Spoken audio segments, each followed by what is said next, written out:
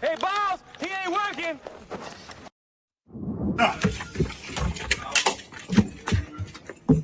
Out. No one wants to fight for Israel. His hand, his hand. Oh, his hand.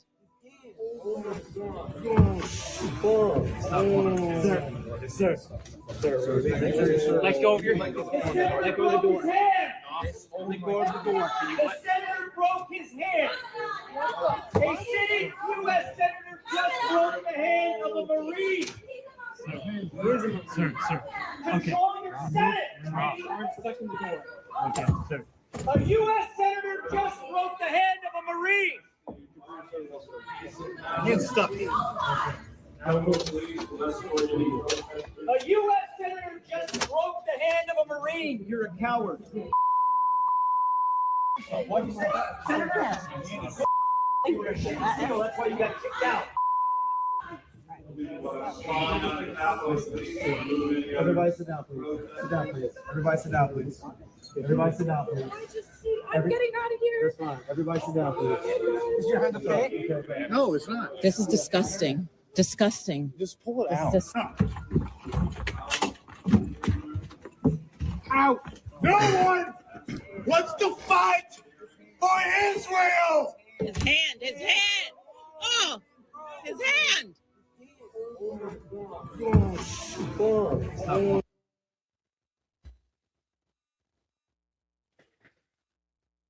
I'm going to say this. Everyone has their right to freely protest. But I also think that we have gotten to a place where no one has decorum. You bum rush into a hearing to protest Congress. When they try to remove you, you resist and your hand is caught in the door. You can hear the people in the background trying to admonish the senator, police, right? But not admonishing the U.S. veteran that was being disruptive. I don't look at it because he's in uniform. I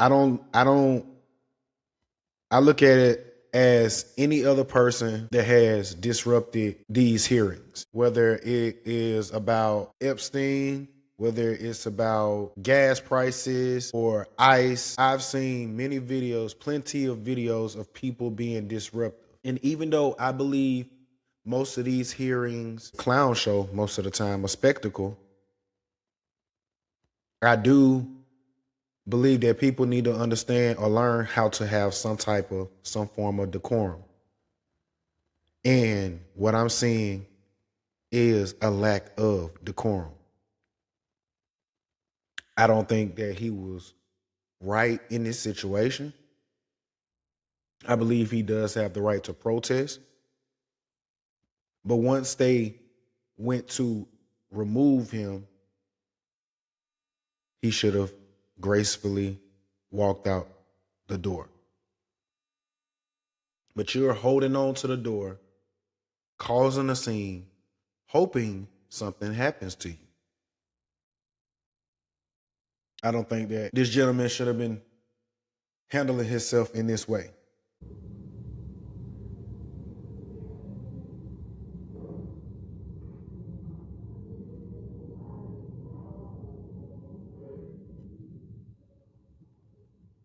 And understand, we may not know the ins and outs of everything that is taking place, information that we're not accustomed or privy to. But I would like to remind you, all presidents before Trump had this same leniency. And so I think that we have to be cautious when we're judging a situation based off of information that we don't know. Granted, we do not want to be at war. I totally agree. But I also don't want to be reactive. We also want to be proactive in our decision making instead of sitting on our hands, instead of bleeding money into Israel, into Ukraine, into and giving away money like we've had to in the past to Iran, holding us hostage, blackmailing us, versus actually doing something in real time about it.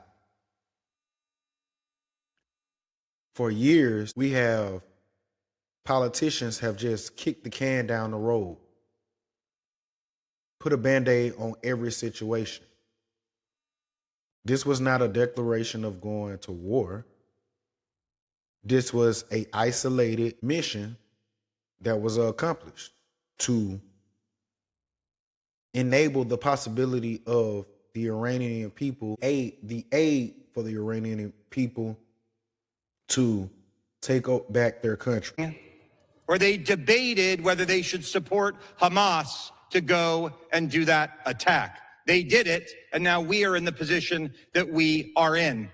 You know, there was a press conference not too long ago where the speaker was asked, you're saying that the president did not need authorization initially and still does not need any authorization from Congress. And the Speaker of the House answered that question, yes. That was Nancy Pelosi when asked about an attack on Libya. President Trump is doing exactly what he is authorized to do, protecting the United States by making sure a terrorist regime cannot attack us using nuclear weapons. And while there may be some who want to wait until we're nuked to have that discussion, I'm not one of them. I support the president. I support his judgment. He has not let us down. He has defined the mission in clear, compelling, and concise ways to make sure they don't get nukes, to make sure they can't develop intercontinental ballistic missiles, and to make sure they don't have a military shield to support them as they do that. We don't have to have a debate before he does that sort of thing. That's what our framers intended. And the fact of the matter is I wouldn't trust some of the people in this room to have that debate if we wanted to put handcuffs around him before he did that. The president is doing the right thing. We should stand by him. We should trust Trump because he's not letting us down and he won't let us down. Thank you, Mr. Speaker, and I yield back. And I think his sentiment was spot on. And understandably, as I stated earlier, no, we do not want to go to war. No one wants to see war.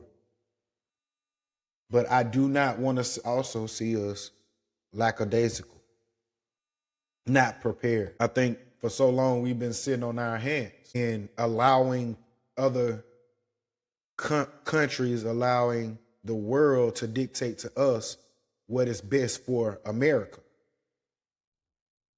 So when I see that U.S. Marine veteran, when I see him protesting, I'm all for it. I'm all for the protest. What I'm not for is not realizing we have to put America first, whether that's aiding our allies, because understandably, nothing's free in this world. So if we're helping the Iranian people along with Israel, you don't think we shouldn't get something out of it? You know, at least a peace of mind, knowing that the Iranian regime doesn't have access to weapons that they can export to these terroristic groups and abroad,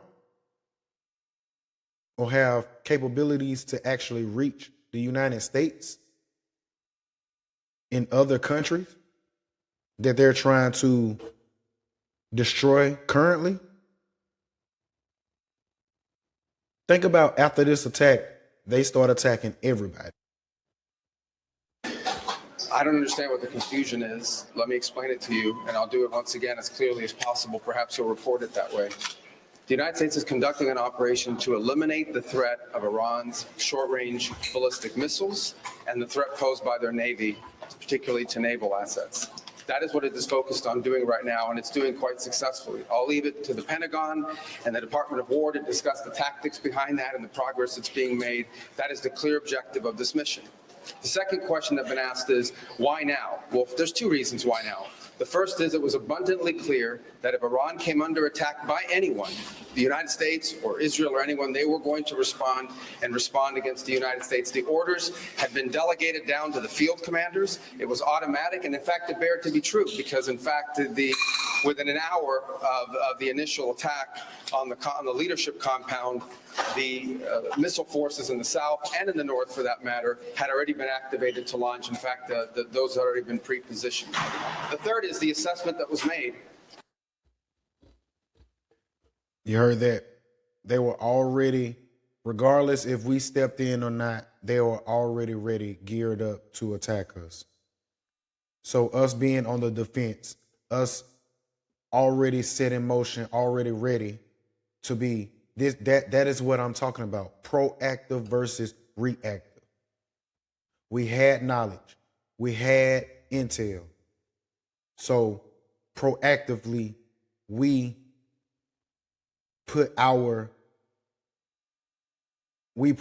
best foot forward in being proactive in this situation. That if we stood and waited for that attack to come first before we hit them, we would suffer much higher casualties. And so the president made the very wise decision. We knew that there was going to be an Israeli action. We knew that that would precipitate an attack against American forces. And we knew that if we didn't preemptively go after them before they launched those attacks, we would suffer higher casualties and perhaps even higher those killed. And then we would all be here answering questions about why we knew that and didn't act. Going back to the purpose. The purpose of this is to destroy that missile capability. Why does Iran want that ballistic missile capability? What they are trying to do and have been trying to do for a very long time is build a conventional weapons capability as a shield where they can hide behind it. Meaning, there would come a point where they have so many conventional missiles, so many drones, and it can inflict so much damage that no one can do anything about their nuclear program. That is what they were trying to do, is put themselves in a place of immunity where the damage they can inflict on the region would be so high that no one can do anything about their nuclear program or their nuclear ambitions. They are producing, by some estimates, over 100 of these missiles a month. Compare that to the 6 or 7 interceptors that can be built a month. They can build 100 of these a month, not to mention the thousands of one-way attack drones that they also have. They've been doing this for a very long time, and by the way, they've been doing it under sanction. You see the attacks they're conducting right now? They're attacking airports. They're attacking hotels. They're hitting not just military bases. They're attacking our embassies directly. They're attacking facilities that have nothing to do with war or with military, and that's a weakened Iran. That's in Iran despite years of sanction. Imagine a year from now or a year and a half from now, the capabilities they would have to inflict damage on us. It's an unacceptable risk, especially in the hands of a regime that's run by radical clerics. The Ayatollah was a radical cleric. That entire regime is led by radical clerics who don't make geopolitical decisions. They make decisions on the basis of theology, their view of theology, which is an apocalyptic one. That has to be taken very seriously as well. So that was the purpose for what this operation is all about. That's what it's focused on. As the president said earlier today, it is on or ahead of schedule.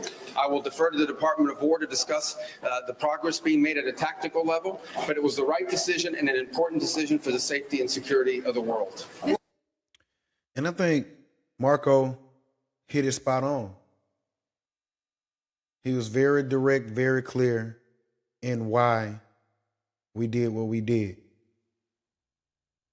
Like I said, I don't think nobody wants to go to war, but we do have to be proactive and not sit on our hands, especially when we have the intel, we have the upper hand, where we don't lose a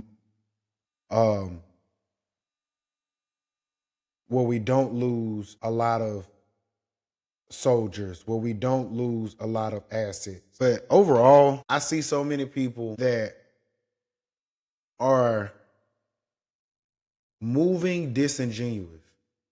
And most of the time, what we're seeing is people are moving because they don't like this administration, they don't like Trump, versus what is best for America in America's interest.